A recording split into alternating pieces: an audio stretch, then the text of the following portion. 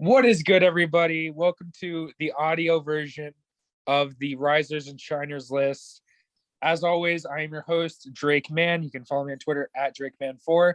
And I'm joined here by my co-host, Austin Farmer. Austin, introduce your dumb self. Well, I don't think I will now after that, but in case anyone actually wanted to know, I'm the smart and intelligent Austin Farmer, and you can follow me on Twitter at AustinF0421 if you want a lot better content than what Drake can give you here.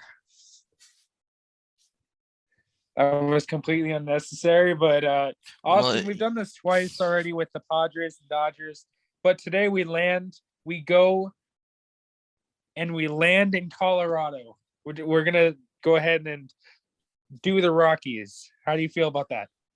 Yeah, I feel pretty good about this. We did have help from two of our other writers, both Matt and Milton, who couldn't be here today with us, but they provided a lot of good insight for us here, which we will do our best to go over these prospects without them.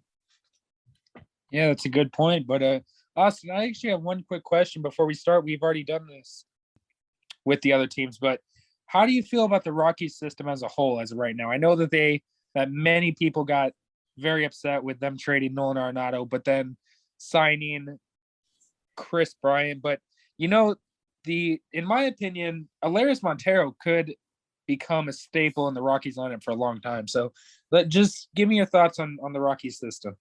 Yeah, it was a bit weird that they traded Arenado and then ended up signing Chris Bryant after the lockout. That definitely shocked everybody. But as far as the farm system goes, I do think that there is still a lot of potential to be had with minimally the guys on our list here. Like, they have young athletes, and one name that you actually went over was Warming Bernabel, and he's off to a pretty good start, and he seems to have a lot of people's attention with his skill set, and he's a riser for a reason. And I know that you're going to go over him more in depth later. Yeah, exactly. Good job. Thank you. I tried, That was a little awkward, but I didn't know a transition, so I guess let's go with this.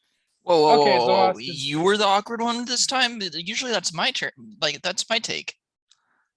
Okay, Jaden Hill lover, calm down. Oh, you did not just say that. Yes, I did. Oh, I know deep down you love Jaden Hill. I have never liked Jaden Hill ever. Huh? Sure. All right. Well, let's just get this list going on before we get into a full-fledged argument of roasting each other. So the number one's pretty obvious to me. This one to me is a pretty obvious pick, but for number one on our list, drafted in 2020, 9th overall, we got Zack Bean, and Milton Dauber was actually the one that wrote this list, but I think we could replicate pretty well of how we feel about Zack Bean, and I'm gonna let you take lead here because I know how much you like Zack Bean. So go ahead.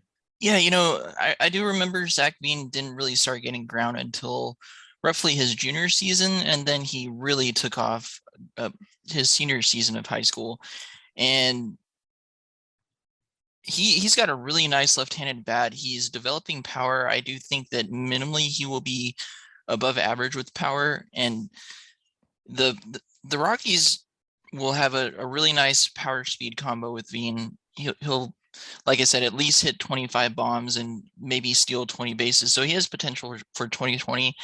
I still need to see more of his hit before I can exact grade of what I think, but I think it's minimally a 55 as well from what I've seen, and I'll leave it at there because I can go on and on about Zack Bean. Oh yeah, I know we've talked about him before, and you literally have messaged me about 20 times about Zack Bean one time. So Austin, I just want to add, he will strike out a lot, and even then, it is pretty minimal for him this year. He's been a lot better, but last year he did strike out 126 times across 399 at bats. But this year he's only struck out 27 times in 77 at bats. So that is it. I think that's getting a little bit better there for him. But last season, like I said, the high K rate, but he also had a 13.4% walk rate, and this year he has an 18.1% walk rate. On top of having a 399 on base percentage in 2021 and a 415 on base percentage in 2022. So Zack Bean is legit. I mean, as soon as this pick was made, I said these exact words. I said Zack Bean in Colorado is going to be so much fun to watch, just because of the ballpark, the dimensions, and his power potential.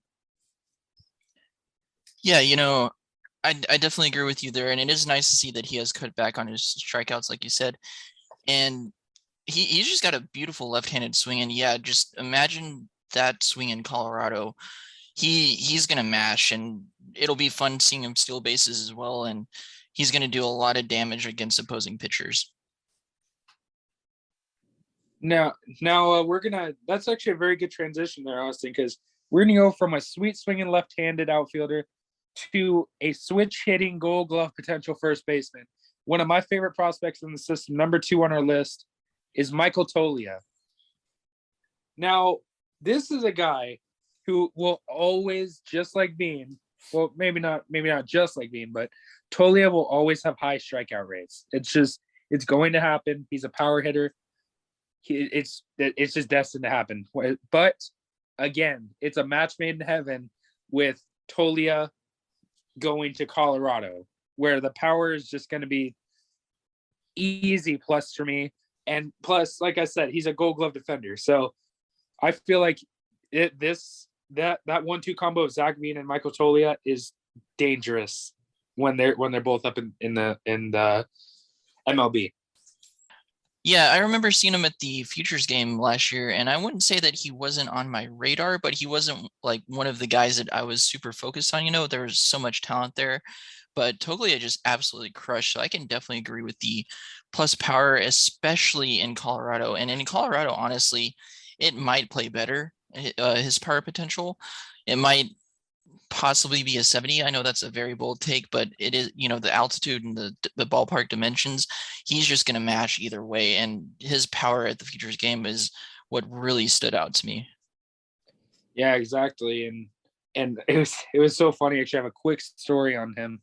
So the first Arizona Fall League game I went to this year, or last year technically, I was with a buddy, and it was Michael Tolia was up, and fastball inside, and crack of the bat happens, and all I hear my friend say is "bye ball," and it went over the bullpen at Peoria. That's how high and far the ball went. Yeah, I got it on video. That's on Prospects Worldwide, our YouTube channel, just for everybody who wants to go see Michael Tolia hit a baseball 400 feet. Yeah, and that's the thing about Tolia too. At least the times that I've seen him, he definitely can handle the heat. He is not going to get challenged by a fastball. If anything, he loves it, or he loves fastballs. But again, that is from what I have seen, and I don't watch every game of his. But my point being, I've been super impressed with the way that he handles the velo. Exactly. But I mean, the strikeouts will need to come down, in my opinion. But yeah, the power is there, and it's just that power is a dream on in Colorado. He's definitely going to have to work on his approach, and yeah, like you said, it's always just going to be there. But don't try and blow a fastball by Tolia, because he'll crush you. Exactly. So number 3 on our list, the nice little transition right there, is a 2021 draft pick, another outfielder, Benny Montgomery. And Austin, I know you're really high on Benny Montgomery just from talking to you about him. So I'll let you take this one away. Yeah, I do really like Benny Bombs, and yeah, I think the one question mark is probably his hit. I do only have it marked as a 50 hit, and I do remember having a conversation with someone that we had on Prospects Overload, Renzi, who is the biggest Giants prospector. I do remember discussing with him about Montgomery, though, when Fresno was playing San Jose, and he did mention that he believes that Montgomery will have a 45 hit. So I think it's pretty obvious between the two of us that he's not going to hit for average, but he's still going to produce, and he's going to be fun to watch for the long ball too. And he does have some athleticism, so he will steal bases. And he's got a pretty good arm in the outfield too. It's not anything crazy, but that's just another tool to add to his arsenal is what I'm trying to get at. But yeah, I think a lot of people are really going to like Benny for his power, but also if you don't follow Benny Montgomery on Twitter, I know, Drake, you and I are both card collecting nerds, and Benny Montgomery, I think, is going to be great for the fans, not just with his capabilities of hitting home runs, but just the way that he's being creative with his autograph signings. And, I think that a lot of people are going to like him even more for that, just because he's, not just signing and getting it over with. Like, he's actually having a good, fun time, bringing more to his game or more to his fan base, I should say. Exactly. I mean, that's all you really need from a player that's just now getting on the scene. But I do want to mention with Benny Montgomery. So basically, to me, I mean, what he did in the complex league last year was absolute insanity. 404 on base, 340 average, 116 rated runs created plus. And so far in 13 games, I mean, the K percentage is very high, as you probably know. The walk rate's very low, which that'll have to change. But he's also hurt right now. I did forget to mention that. Yeah, like it's only in 13 games, so it's a very small sample size. But he does have a weighted runs created plus of 100, so it is average. But still, I mean, for a 19-year-old in low A or A ball, that's still pretty good for someone who did just get injured, who's probably going to come back and burst onto the scene, just like Zack Bean did last year, just burst out of nowhere. Yeah, some guys just need that little bit of extra rest. And, these kids are young. It's their first time on their own, so they have a lot to take in. And I'm sure it's a lot of life changes, a lot of pressure that they're facing. So, a lot of people do want to see Benny get back on the field as soon as possible. But I think that this will be a good mental break for him, in that he's, going to get some time to recoup. Exactly. And so now, pretty much, we did just talk about Benny Montgomery. Now we're going to move on to another outfielder, which is pretty insane to me that we have 3 outfielders in the top 5. But how about this? We have one of your favorites, and I don't know about this guy going forward, but to you talked me into putting him on this list. So we got second rounder in 2017, Ryan Vilade. Austin, just go ahead and talk about him. I'm not that high on him, so just go ahead and talk about him. Hey, look at that. You pronounce his name right. I know you always say Vilade, but it is indeed Vilade. Yeah, I do only have his glove at a 40, and his arm strength is below average as well, but a lot of his production is going to come from the plate. I have a 55 hit on him. I really like his swing. I do think that in Colorado, he's at least going to put up decent power numbers. We'll see how he does elsewhere, but I think that in Colorado, he puts up at least 20 plus a season, maybe even more. He has added quite a bit of weight throughout his pro development. And also, it's hard not to think what he can do with continued development, because hitting is in his blood. Like, his dad is a coach over at Oklahoma State, and they both have, well, it's his dad's YouTube channel, but he is also a big part of it. They have like a hitting camp. Well, not really. They have a hitting channel where they just talk about hitting, and clearly Ryan knows how to hit. I think it's just a matter of finding out where he ends up on the field, because he originally was a shortstop coming out of high school. He definitely wasn't going to be a shortstop in the pros. He moved over to third. He couldn't field there. And his production is going to come from the plate. And if he ends up getting more development in the outfield, I think that's only going to improve him. But yeah, 55 hit, 50 power, with guys like Zack Bean and Benny Montgomery around him, I think he's going to produce, and I think he's going to drive in some runs and score some runs with Colorado there. So I want to go to one thing you just said. One thing I'll put my thoughts in. I saw him in Arizona Fall League, and he seemed a little boring to me. I really wasn't that high in his head tool. I would probably a 45 for me. I did see a few really, really nice hits. Like I said, I don't think he's going to put with gap to gap power more than anything, which that was pretty nice to see. But how many home runs did you say? The 20 plus a year? 28? What was that? I did say 20 plus a year in Colorado. I think that the dimensions and the altitude are really going to help him out. I mean, that's what I want. His career high in home runs was in 2019 at High A, and he had 12 home runs. So I just want to get your thoughts there. I really like Vlade's bat. His defense is a question mark. He honestly might end up being a DH. I think that with overtime, he'll at least keep up in the outfield. I don't put up crazy power numbers, but I think that with the development and the coaching, he's going to figure something out once he gets there. Now, one more thing. Are you worried at all by his current AAA numbers?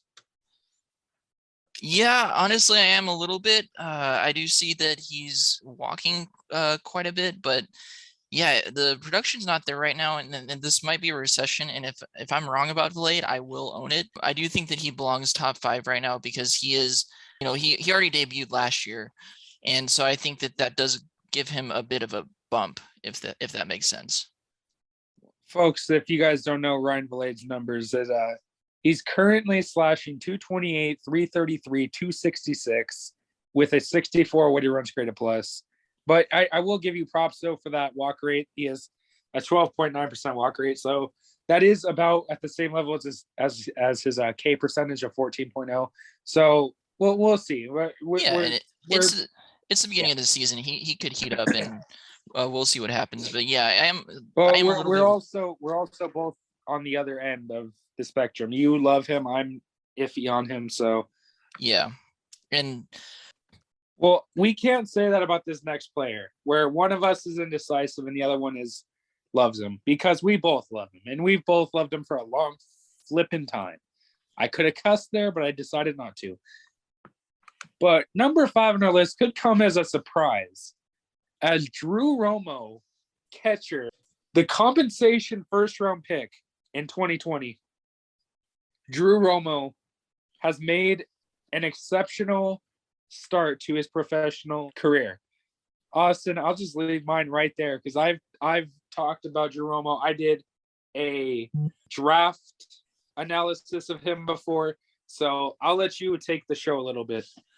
Yeah, I know that you've been getting a lot of messages from me as I'm watching Spokane. I've seen at least a few games early on this season, and I'm definitely planning on watching more. I watched him some in Fresno last year. I am never going to forgive myself. I live about 45 minutes, or at the time I lived about 45 minutes from where he went to high school, and I never made, actually, I probably only lived about half an hour. It was probably a half-hour drive on I-45, and I never bothered to make a trip out to the Woodlands High School while he was there so I could scout him early on. And man, I'm so disappointed in myself in that. But yeah, if you can hit 250 to 259 with Drew Romo, has been so much fun to watch as a pro. I think that his hit tool is definitely at least proving me wrong. I know coming out of the draft, I probably only had him at like a 40 hit. I was very high on his defense, and his defense, honestly, I feel comfortable giving it a 70. He can pick balls in the dirt. He can block. He can do it all behind the plate. He's got a really strong arm, and his hit tool, I would definitely bump it up to a 50 now. It might possibly be improving even from that, or even further than that. I know that Renzi also loves Drew Romo, as I'm sure that everyone loved hearing him nerd out because over Drew Romo being one of his top 5 favorite picks, because we can nerd out. I'm doing the same thing here right now, but Romo has an approach at the plate, and just it's continuing to develop, and his hit tools continue to develop. And a catcher that can hit, he's not going to hit 20 plus bombs. He might hit like 10 or so a season, which, yeah, with even more gap to gap than home runs, but still hit like 10 home runs a season. There's so much value to be had with Drew Romo. Like, one can only imagine. And the guy that actually wrote the report on our list was Milton Dauber, and you basically took the words right out of his mouth right there with Drew Romo, because he loves him as well. But I think I remember one time we were talking, and I said these exact words: Drew Romo will win a platinum glove in his lifetime. Yes, and I 100% agree with you. I mean, I remember when I was doing the draft report, I was watching his throws. They were just right on the money. And I was just like, holy crap, why is no one talking about this guy? And then he ended up saying he might go to LSU to go be with Dylan Cruz. And then the Rockies said, here's a bunch of money. We're going to sign you. And he's just ran away with his prospect status. Yeah, and he made the smart decision. I mean, either decision would have been smart because, LSU has a great development or college development. They can get the most out of their hitters and position players. But I think that for his big league career, he got a head start coming out of high school that it definitely bolstered his rankings, I feel. And just, yeah, I can just feel myself nerding out right now. So I think that I should stop while I'm ahead.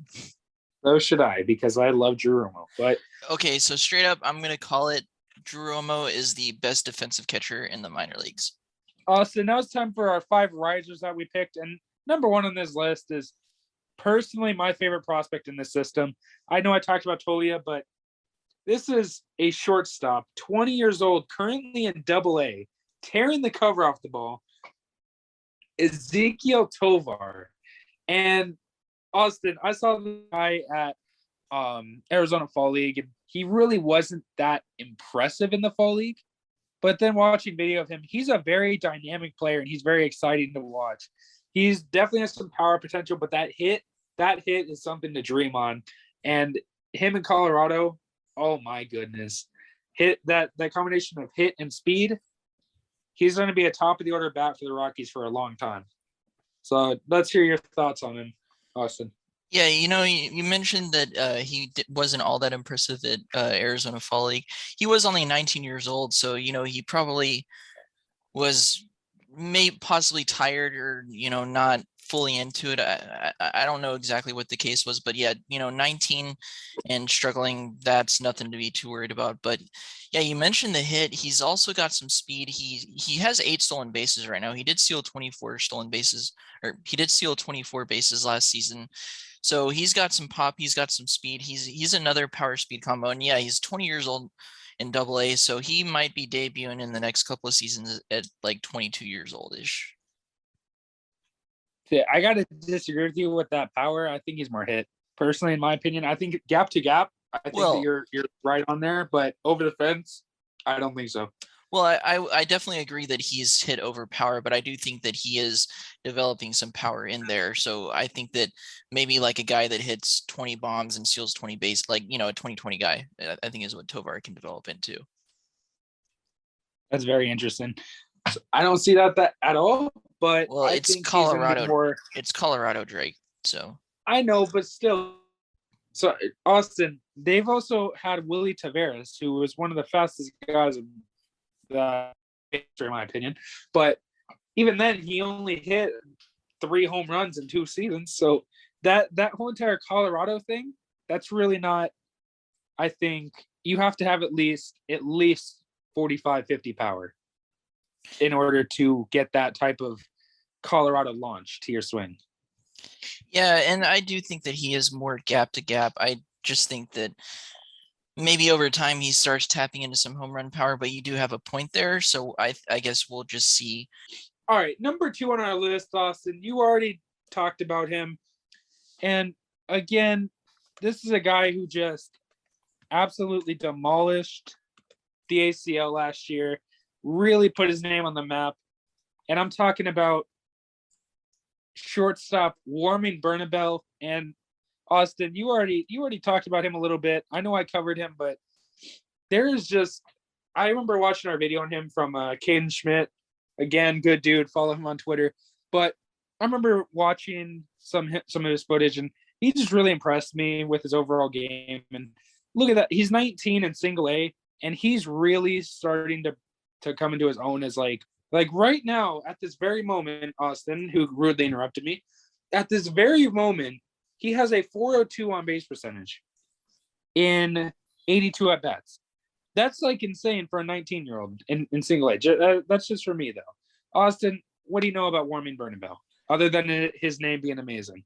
Yeah, well, first of all, you have to point out the name, especially when he gets on a hot streak, people are going to be like, "Oh, warming is starting to warm up." It's one of those names that's bound to happen for things like that. But yeah, he's on a tear right now in Fresno at 19 years old, like you said, and I really like his approach to the plate. I feel like it's one of the better ones for a player of his age, and he really looked good at ACL last season.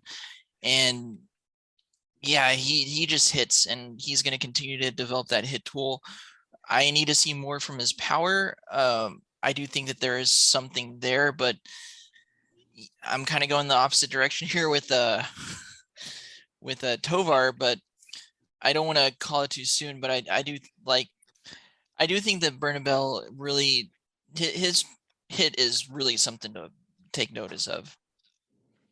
So we have back-to-back shortstops as our risers, and now we go back to another infielder. This time, I kind of foreshadowed him. One of our other writers actually wanted him on this list. Matt Heckman, you can go follow him on Twitter. We'll put his @ in the description. We'll put the @ of everyone in this episode. You guys can go and go follow them. But we have acquired in the Nolan Arenado trade, Hilarious Montero. Now, for me, that power, course, is going to be absolutely insane, and I'm just going to leave it there. Austin, take it away.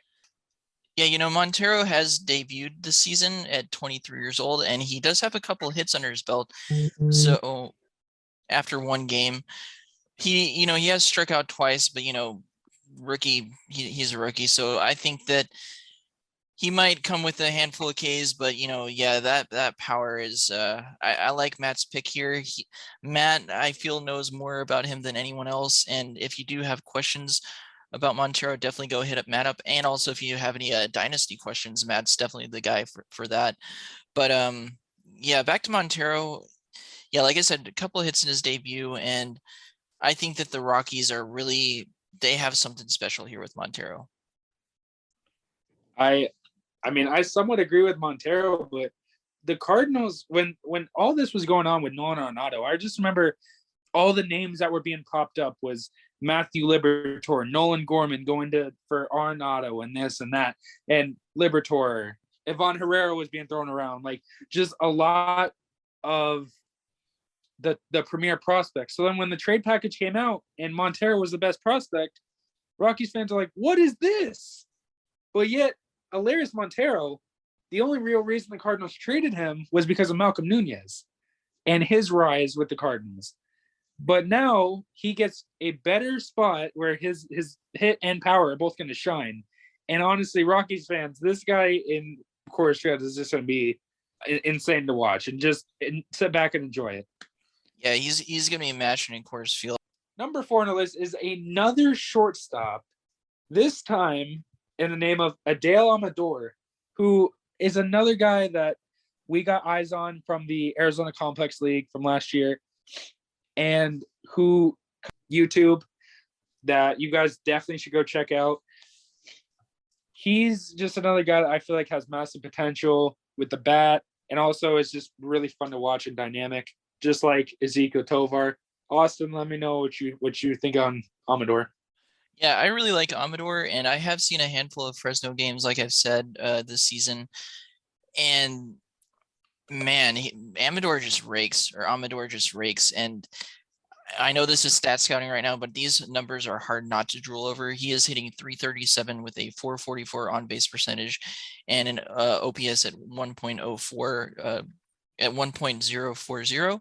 Yeah, he's just crushing everything, and he is one guy. Like, Fresno does have Benny Montgomery, and I really like Benny Montgomery. Montgomery, of course, is hurt now, but I think that the main guy that sticks out on Fresno's field is Amador, honestly.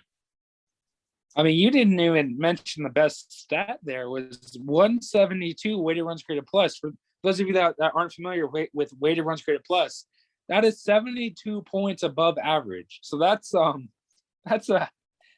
insane. Yeah, to say that. He's doing this at 19 years old. So exactly. We have 10 minutes. It's okay. We have one more guy. All right. So our last guy on this list is actually our only pitcher on this list, which we all know when you go to Colorado, you're a pitcher. you better hope and pray that you can keep the ball down, or else it's just going to be a bad time for you. But Chris McMahon, Austin. McMahon had his ups and downs in 2021. And that being said, I think that he's going to be, like you said, whether he can keep the ground balls at a good rate in Colorado is still something that I myself am trying to figure out. I mean, I have the last name of man, so we're pretty even. So Austin, go ahead and take it away. So yeah, he is out with an injury right now in 2022. So obviously I haven't seen anything of him. But I do think that, like I said, there's potential to be a number 3 or number 4 starter. He's got pretty solid command. Yeah, I think it's just a matter of coming back from his injury. He did have a lat strain, so if he were to come back healthy, I do think that he's going to rise a lot, especially, being a college pitcher, he pitched at Miami. And yeah, right now I think it's just a bunch of question marks for me right now. I think that the potential is definitely there. I really liked him coming out of the draft, and I liked him with Spokane. But yeah, I'm still high on him, but I think that the lat strain definitely puts some question marks on me if I made that clear. Well, I mean, injuries do happen, so it's because he did have a pretty, I would say decent start to his career, having a 4.17 ERA, but he had 119 strikeouts in 114 innings and had a 39% ground ball rate, which that's pretty good for someone that just now got into the. And he was already in high A. Let's put that out there too. So yeah, and I really like his off speed stuff. And like I said, he does have command of his pitches for the most part. I do need to see more consistency, at least from the outings that I've seen. Obviously a pitcher can have some really good outings and some really bad outings, but from what I've seen, there's definite potential with his off speed stuff. I really like his curveball. I think that his curveball is going to be a really solid pitch for him in his arsenal. And I think that he's going to, I think honestly, he will use that to keep the ground balls down. But yeah, once you get to the bigs, it's a totally different story. And I'm excited to see McMahon come back from his injury so I can continue to see how his development progresses. That's exactly how I feel. So Austin, I hate to cut you short, but we do need to end this now. We did so that was our Rockies risers and shiners. As a little recap, we have Zack Bean at number 1, Michael Tolia at number 2, Benny Montgomery at number 3, Ryan Valade at number 4, Romo at number 5. Then our risers are Ezekiel Tovar, Warming Bernabel, Hilarious Montero, Adele Amador, and Chris McMahon. I'm so sorry, McMahon. I'm sorry. But Austin, I have a challenge for you. Who is one prospect not listed who is going to rise and maybe possibly be on this list next year? See, this one is honestly kind of conflicting for me because inside I know that there is no way he's getting that starting job behind the plate with Drew Romo, future Platinum Glove winner. But I really like Braxton Fulford. He is 23 right now, so he's a bit on the older side, but I think that he is the closer that Romo gets to the bigs, so will Fulford. He is absolutely crushing Fresno right now. Or he's absolutely crushing A-ball right now. Yeah, as of right now, Fulford is hitting 342, and I do like that. I have seen him go opposite field with some of his base hits throughout the season from the games that I've seen so far. But the really amazing thing for me is Fulford is another catcher that's really solid behind the plate. I did see him I did see him while he was at Texas Tech, but he was more, I think his power stood out to me more than anything, but he has thrown out 62% of base runners this season, which, I knew that he had the arm strength. He was a high school quarterback, so athletic with a strong arm, but man, that's 62%. I know it's only the first month of the season, but that's something to definitely keep an eye out for. All right, so Austin, that was very interesting with Fulford right there, but I'm going to actually go, this may be a little bit of a weird pick because it is a pitcher, but I'm going to go a second round compensation pick in 2021, 68th overall, Joe Rock. He's a 6'6" left-handed pitcher with one of the most funky deliveries I've seen from a lefty. Now, it doesn't rival Oliver Perez. Don't worry about that because but because that guy obviously has the most funky delivery I've ever seen. But he has a good slider, an above average changeup, and his fastball will sit 93 to 95, which that should play well in the minors and in Colorado, especially if he keeps the ball down. Currently, he has a 3.27 ERA with 22 innings and 29 strikeouts in those 22 innings. So it'll be interesting to see, especially because he only has 7 walks in those 22 innings. So it'll be very, very interesting to see how he develops in Colorado. But if everything goes right, Joe Rock will be probably top 10, top 5 in this system real quick. All right, well, we're good. Okay, he has nothing on Joe Rock. So Joe Rock, if you ever see Austin at a bar, just go ahead and beat him up because he has nothing to say about you. Well, you know more about him than I do, so I'm kidding, Joe Rock, but see you in Colorado. But anyway, Austin, we do need to wrap this up like a little Christmas present to all the people. As always, I'm Drake Man. You can follow me on Twitter at DrakeMan4. And Austin, go ahead and say bye and say anything you want to plug. yeah, this was a lot of fun, and I hope that our listeners had a lot of fun as well. Yeah, I'm really excited for Zack Bean and Benny Montgomery to roam that outfield and Romo behind the plate. But yeah, anyways, before I continue a whole nother ramble, once again, I'm Austin Farmer. You can follow me on Twitter at AustinF0421. And once again, this was a blast talking about the Rockies system. And peace, everybody. Why did you forget The Rock when you were talking about it, man? What you were talking about everybody, but you forgot about Joe The Rock. Unbelievable. But anyway, that's it. That's all we have time for. This guy is unbelievable. Have a good day. Thank you. I know. I'll be here all week. And on that note, peace, everybody.